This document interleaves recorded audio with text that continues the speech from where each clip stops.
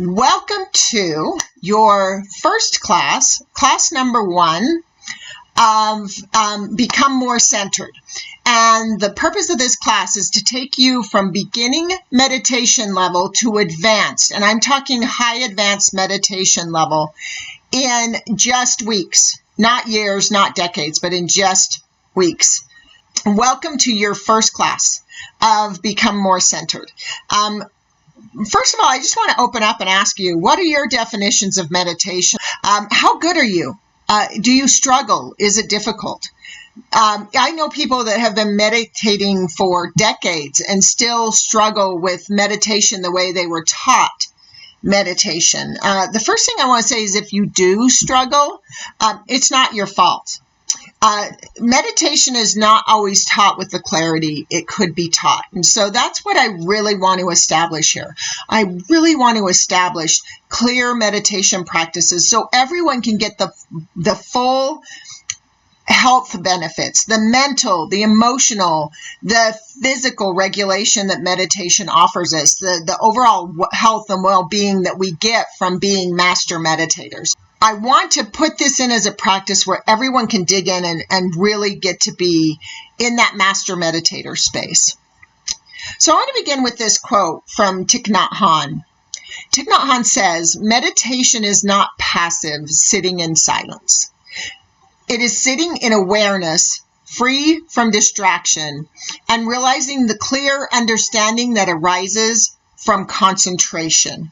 Now, this is really important. This is a really powerful thing to learn about meditation, and that is that so many meditation practices are teaching us to just try and quiet the mind. And today I'm going to talk about why that doesn't work for most people, that where your mind has to be already to take advantage from that is too far advanced. So it's really important that we understand how meditation actually works, because if we don't understand it, we can't take full advantage of it. So that's my whole goal here, is to help us understand meditation as something more than we are taught it is. And I want to begin by breaking down this quote. First, I want to talk about this first sentence. Meditation is not passive sitting in silence. I often speak about the rest and digest state of the primal mind. You know, we have fight or flight, rest and digest. Rest and digest is a passive act, right? When we're in primal states of consciousness, we're subject to conditions. So we're subject to that tiger chasing us. Now, we can't control the tiger. A lot of people are experiencing tigers in their lives right now. There's a lot happening in our world right now. So between COVID-19 and wherever you land on that, whether you feel like we're doing too much or it's not enough, or if your job is affected, if your income is lessened by this, if your the earthquakes that we're having in Utah, a lot of people are feeling stressed by that. So these are tigers we can't control. We can't control how the world reacts to COVID-19. We can't control the virus itself. We can't control the earthquakes. That's not something we have any control over. And to try and just say that we can control the subconscious mind's reaction to that becomes at the best an ongoing fight. At the worst, it becomes a defeat, where we tend to live at the mercy of externals. So we live in this rest and digest state. We live reactive to situations. So, for example, meditation is often taught as sitting in silence, as this passive sitting in silence. How hard is it for you to sit in silence? How hard is it for you to just completely silence your mind, especially during an earthquake or in dealing with the situations that are occurring around us? how easy is it for you to then become quiet, right? And Chick is saying here, meditation is not that. It is not passive sitting in silence. He says it is sitting in awareness, free from distraction. This is mindfulness. And a lot of us have learned mindfulness, and mindfulness is a great centering practice. But as he goes on to say more. So this is the first part where we first learn to sit, and we sit in awareness. I'm going to go deeper into mindfulness and where it fits in meditation practice. It's not a complete meditation practice. There is a deeper level to it that is known by the masters, but only taught at levels of mastery. So a person has to be able to sit in perfect mindfulness for the masters to finally teach them the next stages of meditation that he talks about here in this quote.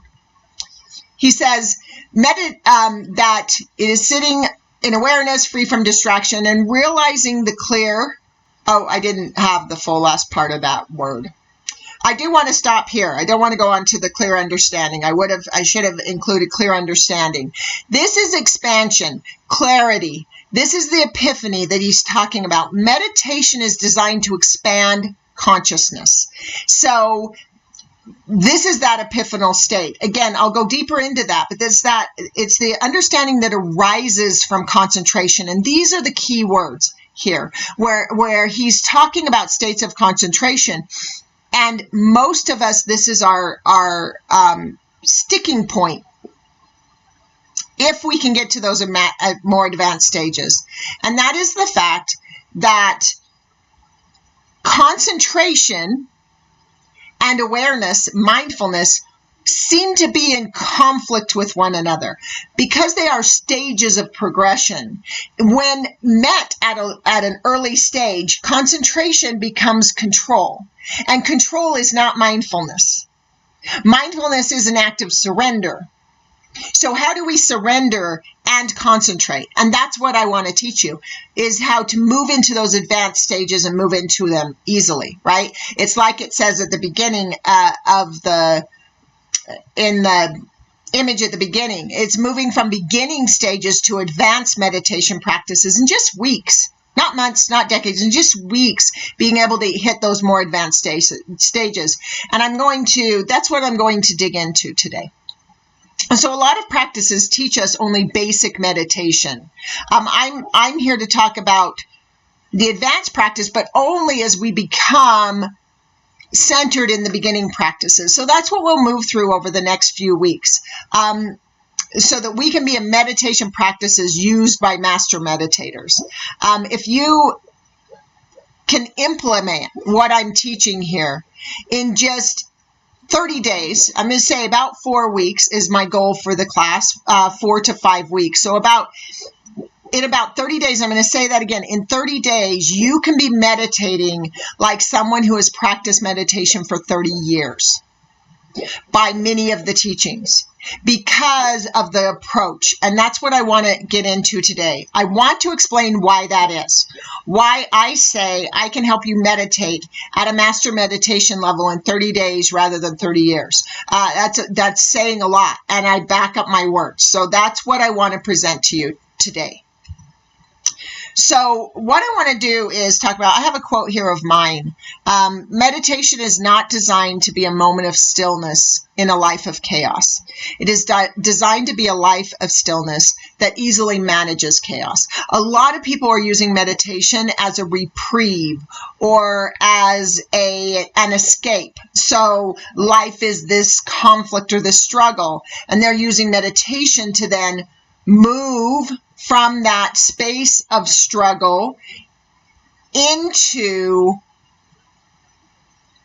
a quiet moment.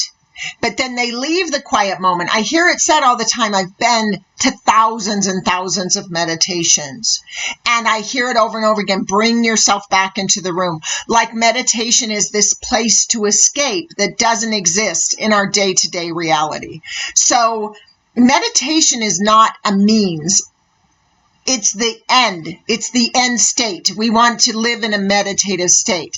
It's the result of a specific brain function. I'm going to get into that more. I do go into more detail about the brain functions in Introduction to Brain Chemistry. That course is also free, and it is available on the website. If you've done it before, I'm revamping it, so take advantage of that. So in a nutshell, think of it this way.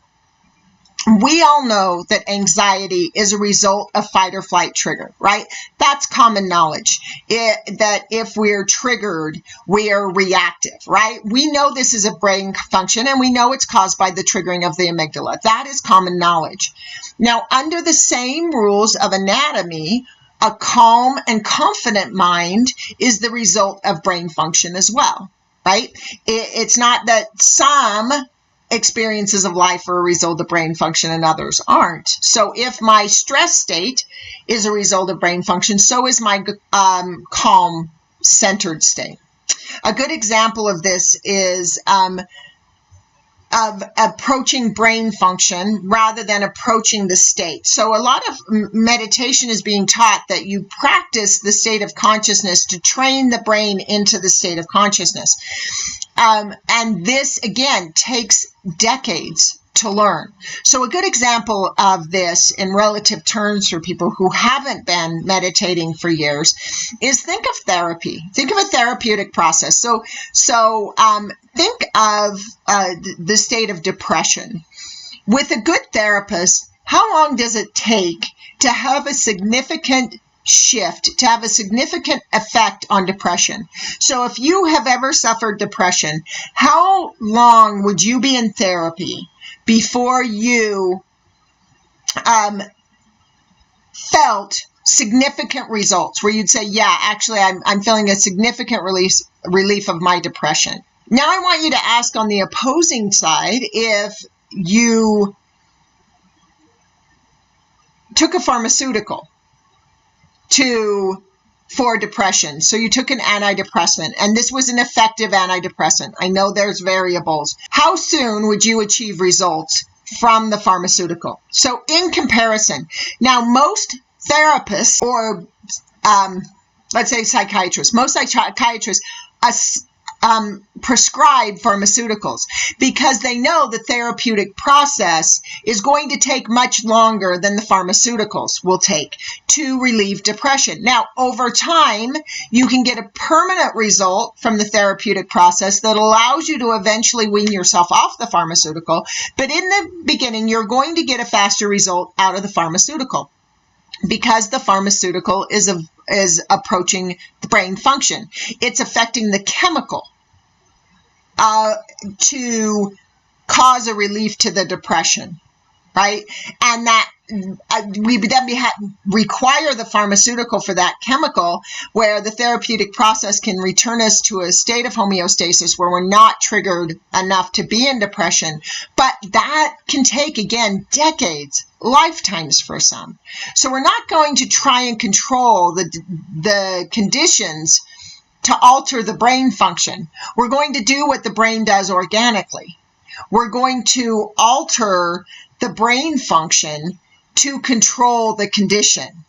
In the same way, pharmaceuticals alter the brain chemistry to control how we feel. So to do that, I want to go in now and review with you the stages of meditation. So I want to break down this concept that Thich Nhat Hanh is sharing in his quote there. That is a step-by-step process he is describing in this very concise way. And so I want to break down that process and talk about the stages of meditation, because those stages become beginning to advanced. And those are the stages we're going to move through over the next few weeks as we do this course. So we're going to talk about stage 1. And I do want to let people know, people that are doing my IEP program, stage 1 is the same as phase 1 in my program. My phases are really stages of meditation practice. They're just approached from the brain function perspective. Today I'm going to approach them from the perspective of meditation. So stage 1 of a meditation practice is to relax the mind and observe the self. So the first stage of meditation is really critical, and it's often missed. And I want to make sure we solidly address it here. And so this will be our first practice. We want to make sure that the brain is not in a heightened state of trigger. So the highest state of self-awareness is being triggered in a fight or flight response. So we're in this state of high self-awareness. Now, most people think self-awareness is about being in that meditative state, but actually the most self-aware we are is when we are triggered. And the reason why is we're caught in that loop of our own thoughts. We're caught in our current perception of reality. So whatever loop we think about the world or whatever condition we believe we're being affected by, we're caught in that perception and we can't see beyond it. So we're in this state where we're only aware of ourselves. And so a good thing to do is we're already in that mental state. Now, trying to be in a mental state you're not in by just deciding to be in it isn't how the brain works. So people can tell you, just think positive, just do affirmations, just do this. But if your brain is triggered, it's not capable of that. So we can't control the state of consciousness by just deciding to change the state of consciousness. The state of consciousness is a result of a brain function.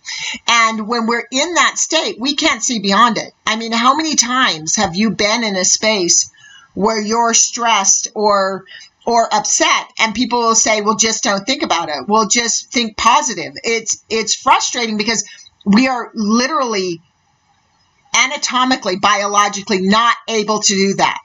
What happens when the amygdala triggers, when we go into that fight or flight state, we shut down the prefrontal cortex. So the ability to think in the prefrontal cortex is gone. That's a function of the brain. And so we are stuck in this box that is our trigger. And to best address that, the easiest way to address that is just become aware of where we are. Right? Now, I'm not talking about the kind of awareness that's about the realization that's at that higher level. It's more just, okay, I'm aware I'm in a triggered state, right? And so when we begin a meditation, we want to observe ourselves. But what we want to do is observe ourselves calming the triggered state. To try and eliminate the box is not the way to solve this. We need boxes. We need structure. And I'm going to talk about that a little bit as we move through to the more advanced stages. But we need structure. So we're not trying to meditate at this level. Meditation in a state of stress is impossible.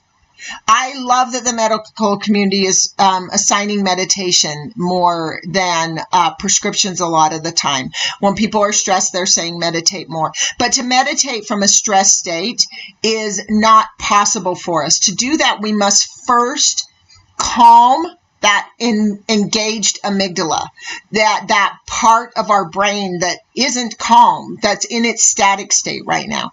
So we're just becoming a little more calm than we were when we began the meditation. Now, a lot of times we don't realize we're somewhat triggered when we are. So it is the most important thing, and I teach this, and we'll get more into this next week, is to always have a calming state in your meditation practice.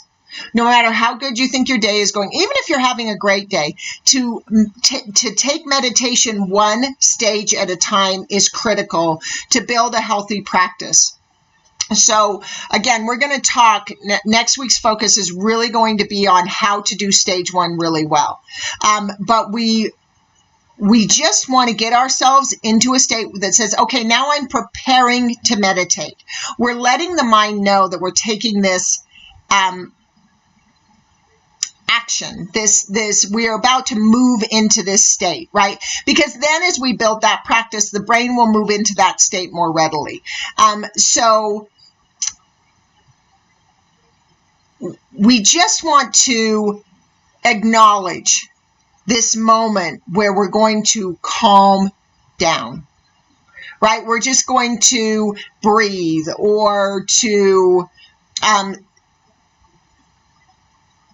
become aware of sensory information. Again, I'll get into more practices.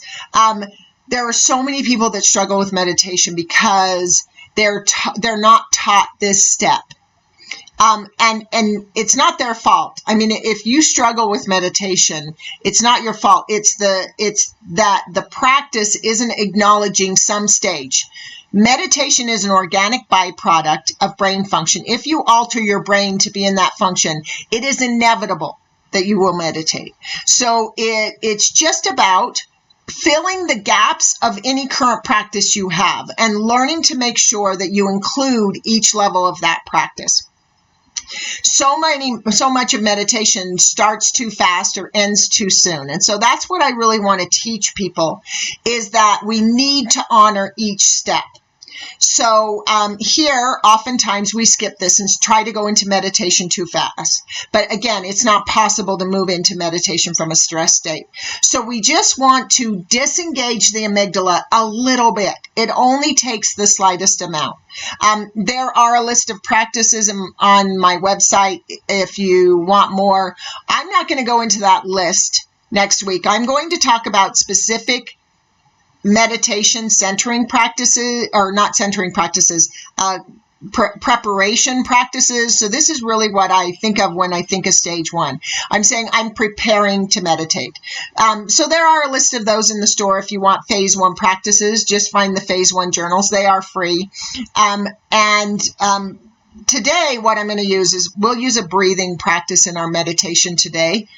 But and again, next week we'll go more deeply into this concept of preparing to meditate. But it is an important stage. And so if you've struggled being able to center your mind, this might be why. You just might be missing a simple, easy step that literally takes 1 to 2 minutes. Well, this is not an extensive part. This is just a beginning part. So then we move into stage two from there. And in stage two, what we're doing is we're centering the mind, and we become our observation. We start to break the observation out of the self. So for example, if we're using the breathing in phase one, our focus is on ourselves, but now we're getting out of the ruminating thoughts or the box we're in, and we're starting to focus on our breathing. What we need to start doing as we advance the meditation is expand that into an experience that starts to break the mind out of the story or the perception or the experience it's caught in. So this is usually taught as meditation itself, centering practices, but it's not. The definition of meditation is actually active listening, and I'm going to get into that in the next stage. But what we're doing in this state is we're just becoming centered. This is the state where we're just centering our mind. And this is the part where I talk about starts too fast, ends too soon. This is where it ends too soon for a lot of people. This is the stillness where we go into silence, but we're not looking for complete silence here. All we're looking to do is trying to move from the state of processing into the state of observing. So the brain operates in two states. Always. It is either observing new information or it is processing the information it already has. This is monkey mind. Rumination, monkey mind, is just the brain in its processing state. Well, that's it in its primal state. What we want to start doing is teaching it to move into that state of observation that's taught in mindfulness, right? But mindfulness isn't a complete meditation practice. It is only stage two of the practice. And this is what makes the arduous journey. This is what makes meditation an arduous journey, is the fact that we are stopping at this stage where we have centered, but we haven't actually achieved a meditative state. And I'm going to talk about the meditative state again in the next stage. But this is just the centering state. I am now present in the room. I am present in the moment. I am present in my experience of life right now, right? And so in that, what we're doing is, as we become aware We might do a mindfulness practice where we become aware of sound, or we become aware of the temperature and the texture of the air in the room, right? We might become aware of the food we're chewing, right? Mindfulness practices are about engaging in the moment. And what we're doing in that state is now observing. We've broken out of the processing state of mind and moved into the observing state of mind. And what we're observing now is causing the brain to trigger the prefrontal cortex. So there's a lot of information out there about how when the amygdala triggers, when the fight or flight response triggers, the prefrontal cortex shuts down. In reverse, the reverse is true as well. So when we trigger the prefrontal cortex, the amygdala shuts down. Think of the brain being in one or the other all the time. It's either in an amygdala state or a prefrontal cortex state. And the prefrontal cortex state is a state of observation. This is why mindfulness is so powerful, because it's not just quieting the amygdala, it is actually shrinking it. They have done neuroscientific studies, and in these studies over the course of 5 weeks of accurate, proper mindfulness practices, which are usually advanced meditator, but still mindfulness practices, the amygdala visibly shrinks. Now, the amygdala is about the size of the tip of my finger, so they can visibly see the difference in size after just 5 weeks of mindfulness practice.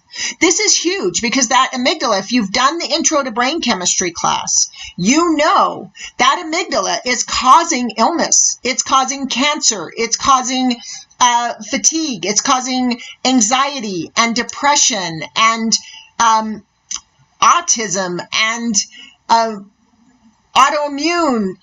The list is in the Introduction to Brain Chemistry. There's this long list of illness, because illness is the byproduct of the brain shutting down systems because it's in a fight or flight state. So if I'm able to shrink that amygdala, I am organically going to be healthier. This is why medicine is prescribing meditation, because it's evidenced through years of Far East tradition that meditation creates a happier, healthier being, right? And so that mindfulness practice is shrinking that amygdala. So we're moving out of that state. We will be using this as our stage 2 practice. Now, in the stage 2 practice, I'm not going to ask you to become masters at mindfulness, because again, this to me is only stage 2. This is just becoming centered. And I don't want to just be centered in primal brain function. I don't want to be subject to fight or flight and rest and digest. I want to move into the advanced brain function that humans are capable of experiencing, because then I'm not going to be subject to that trigger at all. I don't want to just slowly shrink the amygdala. Again, this gives you a faster result than any other method out there that is in the current health field. But there are even faster results. We can shrink that amygdala even faster by taking our meditation to that next level. So all we're trying to do in my teaching of stage 2 meditation is to just become centered enough to move into stage 3. So stage 3 again is equivalent to phase 3 in my program. This is where we tap into advanced meditation practice. So when you're looking at like this quote I did from Thich Nhat Hanh, any advanced Buddhist, particularly a lot of Sufi traditions, yogi traditions, the guru is using this advanced practice. And so what I want to do is help you understand that advanced state and how easy it is to achieve if you approach it correctly, right? So once we've calmed the mind and then centered the mind, we are now ready to move into the state of expanding the mind. Meditation is not taught to be calming. Meditation, by definition, is the actual true definition of the word meditation is to meditate is active listening. So think about the concept of I'm going to go meditate on this. That means I'm going to go and trying to expand my thoughts. I'm going to try and see a new perspective, a perspective different from what I had before, right? And so that is why meditation exists, is to expand into something new, into more awareness, into more presence, into more, right? So we are moving from what we know and have been to what we don't know and have never been. Right? And to do that, we need to observe possibility. We need to be able to observe something beyond what we already know. Okay, I'm going to give you a quick brain lesson here because this is the next level of meditation that we're teaching. This is where we start moving into the advanced function of the brain. So you hear a lot about left and right brain and being left and right brained. Okay, majority, about 90% of what's out there on the brain and left and right hemispheres is inaccurate. It's skewed to say we're more left or more right brain. Actually, the more left, if you're more one than the other, you have a psychological imbalance.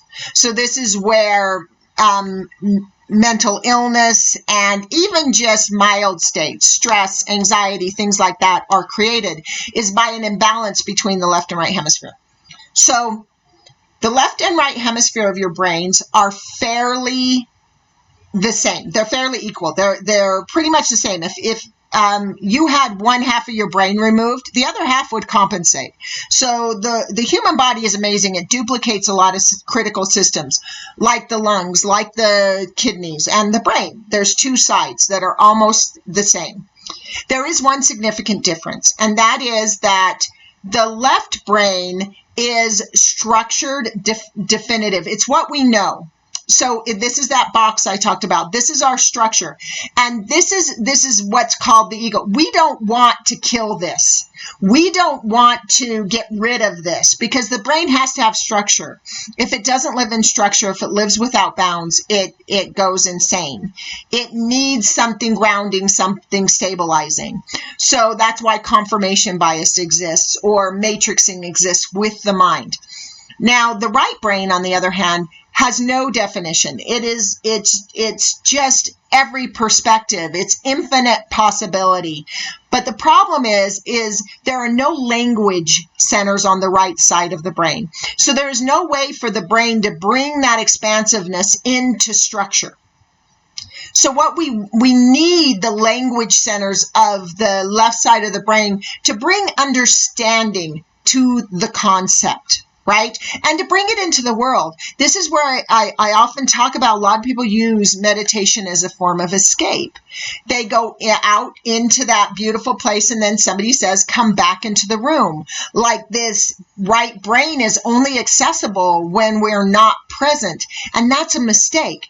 We want to integrate these two sides of the brain. We want to train that left brain, that structured brain, to go to the right brain for its answers. If you ask your mind questions, it will answer. But if it's only accessing that left brain, it will answer with what it already knows, even if it's wrong. It will answer anything. But if you can get it to seek its answer in the right brain, it now has access to infinite possibility. This is the nature of people that are innovators, inventors. Every invention known to man, every progress, the fact we live in houses and have computers, all of that came from the right brain, from the left brain activating the right brain. This is where intuition comes from, epiphany. Anything like that is coming from being able to access that and being able to bring it into a structured form. So this part of the brain is the striatum that is this communication. It improves communication between the two hemispheres. So what we want to do, again, we don't want to try and just practice being able to do this if we can't, because it's impossible and it's frustrating. And then there's more self-recrimination. We start to think we're failures. No, it's a muscle in the brain. We need to work the muscle. In the same way we need to shrink the amygdala in order to reduce our fight or flight response, we need to strengthen this muscle that's the striatum so that we can improve this communication, right? And that's the issue, is there's not a lot out there that's being taught on this. I get that a lot from people in neuroscience and in nursing and psychology that have come to do my program, a lot of the people that I've certified, they said this just isn't out there, that information to do this. Now, a lot of people have ability, psychic ability or innovation or intuition. But if you still have any anxiety in your life at all, any suffering in your life at all, that amygdala is still engaged in the process. So we haven't mastered this. Think of like Buddhist monks, how calm and centered and confident and peaceful they are. This comes from building this muscle, right? And that's what we want to do, because this increases the rate at which the amygdala shrinks. So phase 4 of meditation is the final stage. This is contemplation, and this is an act of advanced meditators. This is the ability to allow something to be in your mind without understanding what it is. It's engaging the cerebellum, and again, I'm going to get into that. Every week, I'm going to dig into each one of these phases so that by the end of this 4 weeks, you can be a master meditator if you're applying the practices. So much is taught that the conscious mind is running the system. The subconscious mind is so much wiser than the conscious mind. And we tend to think we need to go through this process of training the subconscious mind. The opposite's true. Never in the history of neuroscience, not one single test, has the prefrontal cortex fired first. The prefrontal cortex is our conscious mind. It is us in the back seat of a car that the conscious mind is driving. We can only observe. The prefrontal cortex cannot control. It's just, what am I observing? Am I observing a state of being in the amygdala? Am I observing a state of being centered? What am I observing? So the prefrontal cortex is observational. It's the learning center of the brain. So, this stage of contemplation is about allowing the subconscious mind to process this cerebellum, this supercomputer. The cerebellum is genius. And so it's allowing that to exist. I always say, think of walking. Your subconscious mind, your cerebellum, controls your ability to stand and walk and run.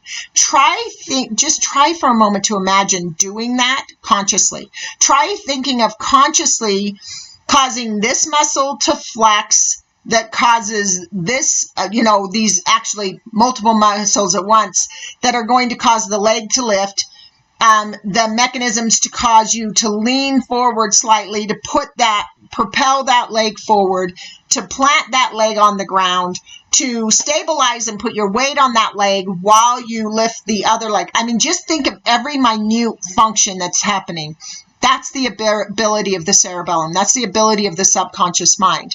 To think with the 3 billion neurons against the 83 billion neurons, right? 83 billion neurons in the unconscious and subconscious mind. To think that 3 billion neurons could possibly control that is the mistake that we make the most. We cannot use the conscious mind to change the subconscious. Everything in the conscious mind is given to us by the subconscious. So even if you've had practices where you've done affirmations or something, the idea of the affirmation came out of your subconscious mind. It came out of that right brain. So if you've had an epiphany and you say, I'm going to use this as an affirmation, that affirmation actually came from this genius. So the best thing we can do is let go of control. This is surrender. And let that genius do its job. And this is the hardest stage, especially in our current culture, to learn of meditation. And this is why only the master meditators are doing it. And this is what I'm going to want to dig into, is the brain functions that are about being in this contemplative state, being able to allow a new understanding, a new epiphany to sit untouched in our mind, to prompt the subconscious mind, that master computer, to start figuring it out so that it can pop an epiphany into our conscious mind. We want to be able to do that at will all the time, not occasionally get a realization or a light bulb going off. We want to live in a light bulb state where our light bulb is always on. That is the experience of advanced meditation practices, where we are in the constant observation of new information. This changes everything and improves life exponentially. We become aware of self in the environment. Master meditators are obvious. You can see it in the person. They always have clarity of thought and an ability to come up with a new idea that helps. I mean, I'm thinking about this state and what we're going through right now, like with COVID-19, and I'm constantly thinking, okay, what can I do? What can I offer? It's about that point of being the leader, to be able to lead the people that might be triggered rather than ever reacting to anything. We don't react to earthquakes or viruses. We always know where to move next because we're surrendering to let the subconscious mind tell us. Then we have organic emotional intelligence. It's not a thing we learn. It's a thing the brain already knows if we can shrink the amygdala. You can see it. It's compassion, it's integrity, it's calm, and it's always listening. It's living in a constant listening state, a constant state of observation that keeps this engaged, so the brain starts to say, I no longer need the amygdala. I can start using the striatum and grow the insula, and I'll get into all those advanced brain functions as we move forward in this. So, we're going to learn how to create a unique practice. I am not going to teach you my meditation practice. Every brain works differently, but I'm going to teach you how to create your own that fits you.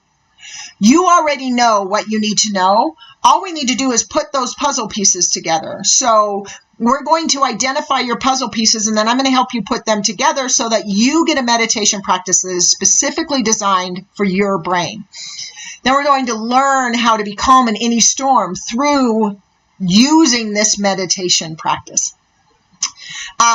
We're going to measure significant results literally within weeks, right? You're going to be being able to meditate like a master meditator.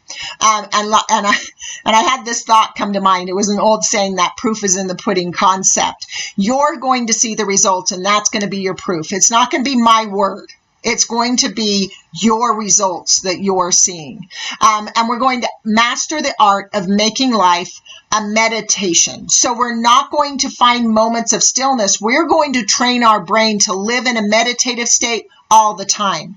So think of your best meditation practice, of that moment where you reach that state of bliss. It's about living in that state all the time. And so we can live a life of stillness that easily manages chaos. What we're going to do is go ahead and move into the meditation now. And what I'm going to do is I'm going to do a 10-minute meditation. We've already been in a state of observation because we're learning a new way of being. And so within that state of observation, we've already done the first couple stages, but I'm going to review them in this meditation. So again, what I said I was going to do for stage 1 today is breathing. So all I'm going to do is I'm going to just ask you to be aware of your state of consciousness right now. Just be aware of your body, notice it. And this is just good because, again, I want you to be able to measure the result.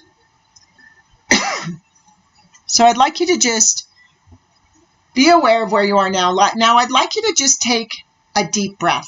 Just take a deep breath, completely fill your lungs all the way into your belly. And then just let out that breath in a slow, comfortable way. Just taking your time. A good thing to do when doing deep breathing is to do a 3-second breath. So all you do is take it in for a second, hold it for a second, exhale for a second. Some of you might be more comfortable with 2 seconds on the exhale and no pause. Some people might like a slower inhale. Listen to yourself. Make your own practice. If people have told you you need to breathe in a certain way and it's not comfortable for you, find what's comfortable. You're trying to calm the system right now. So we're going to take a second breath. Just become aware of the comfortable pace for you. And exhale when you're ready.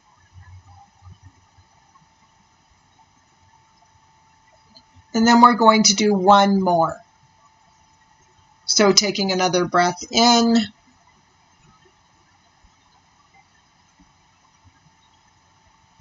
And exhaling again. Now what I'd like you to do is become aware again of your body. Is there a difference? Are your shoulders a little more relaxed?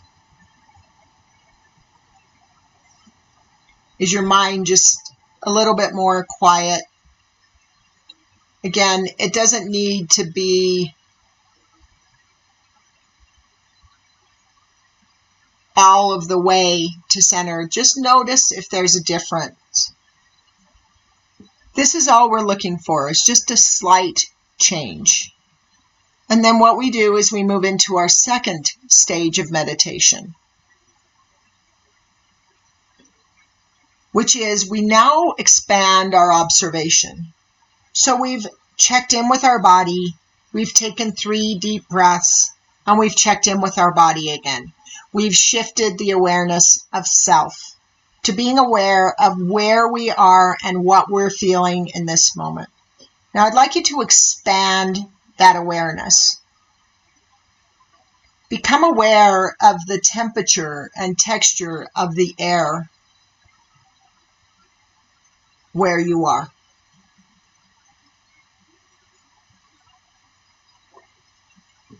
How does it feel against your skin?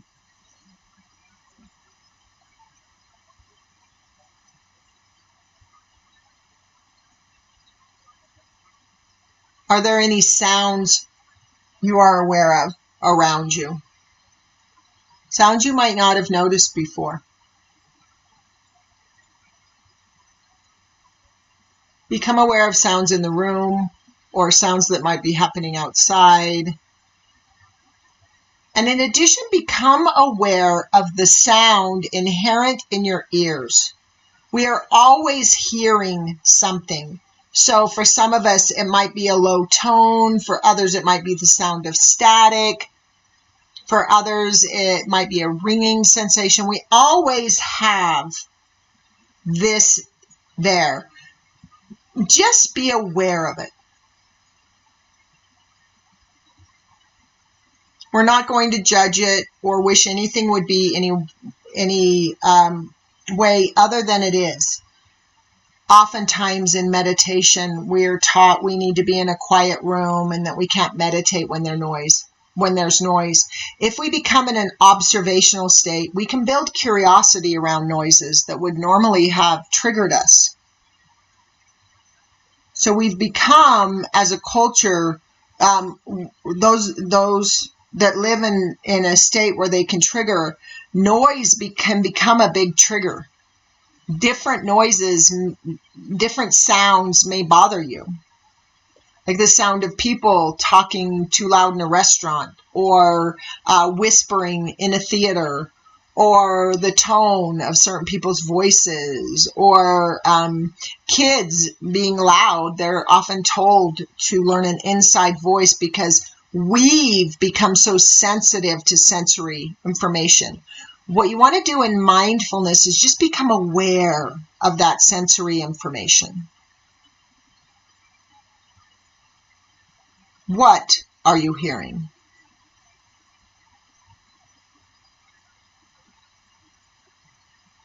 Is there a scent in the air or a taste in your mouth that you can become aware of?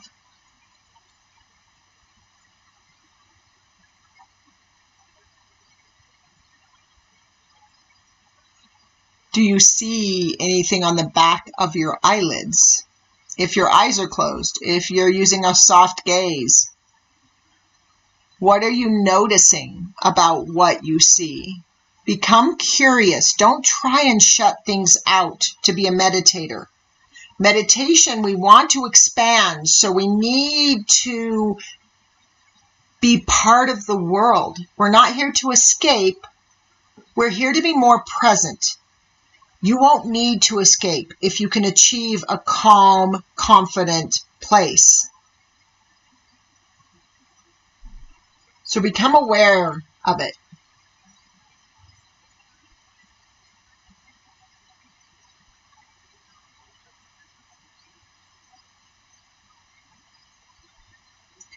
Now I want to take you into just the beginning of activating that stage 3 that I'm talking about.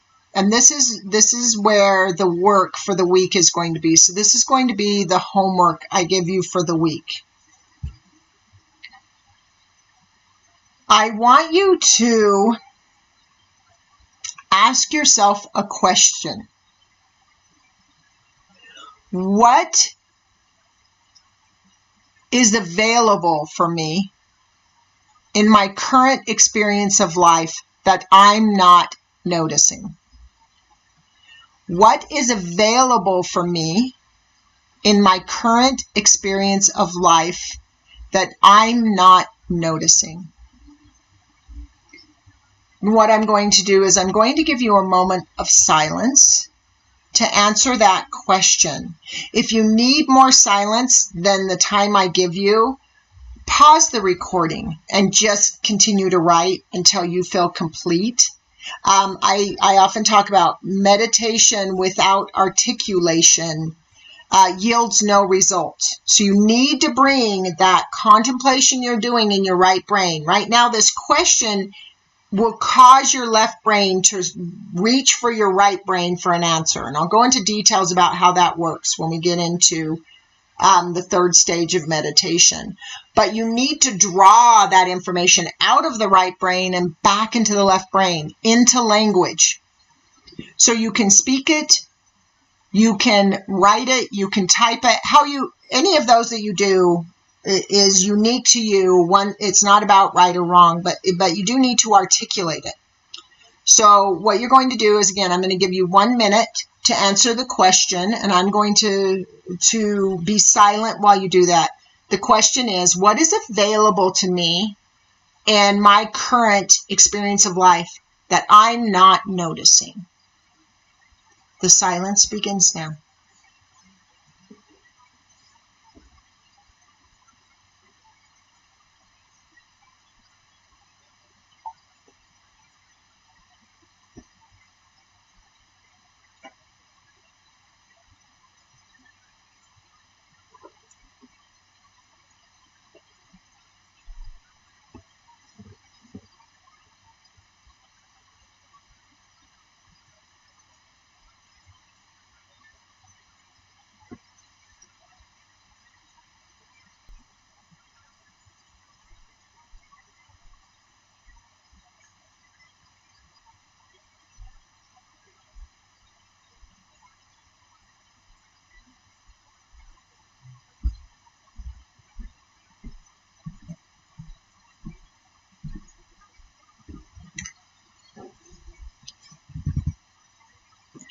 Okay, so if you need more time to continue writing, rather than interrupting your thought with what I'm about to do, go ahead and hit pause on your video and then listen to the end. I'm just going to give homework for the week. So listen to the end when you feel complete. So for those of you that are ready, your homework for the week is to take the most difficult conditions in your life. So whether it's the experience of the earthquakes, or it's concerns over COVID, or not having work, or anything that's happening, if you're struggling in a relationship, if you're struggling financially, emotionally, if you have health issues, any of those, what you're going to do is each day during your meditation time, I recommend 20 minutes of meditation practice a day. So you're going to give 1 to 2 minutes of breathing. Doesn't even need to take that long. So you're going to take anywhere between 3 to 10 deep breaths, becoming aware of the shift in your body. Then you're just going to become aware of the room around you. That should only take a couple minutes. You want to keep the first 2 stages of meditation during this practice till just, well, what I'm going to say is keep the first part, the centering, to as short as you can. It is important to center. So if you need to take 10 minutes in those first 2 stages, take those. If you need the full 20 minutes, take them.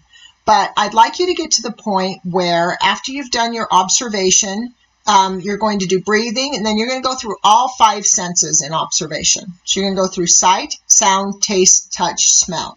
You're just going to become aware of the room or the space around you if you're outside at a park or something. You're just becoming aware. And then you're going to take that one issue in your life that's been something that's been a struggle, and you're going to ask the question, what is available to me in my life that can help me with this condition that I'm not noticing? The words in that sentence are important, so write them down. What is available to me in this experience of my life, this condition, that I'm not noticing? And you'll do that, and then you're going to write. I'd like you to write for 20 minutes. If you can only write for 2 minutes because you were too stressed and you needed more time to calm down, that's fine. Those first stages of meditation are important.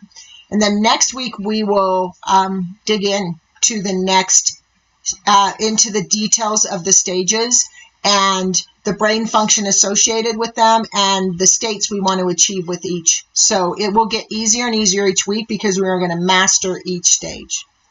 So I just want to thank everyone for joining me. The last 20 seconds of this video on YouTube has the subscribe option. I'll put the subscribe option in Facebook in comments as well. So you can subscribe to YouTube if you want. Also on YouTube, there will be a couple videos show up on other meditations that I've done. If you're looking for any meditation practices for going to sleep or to release stress or to let go of fear, there are meditations there on YouTube. They're also on my website under the video and articles page.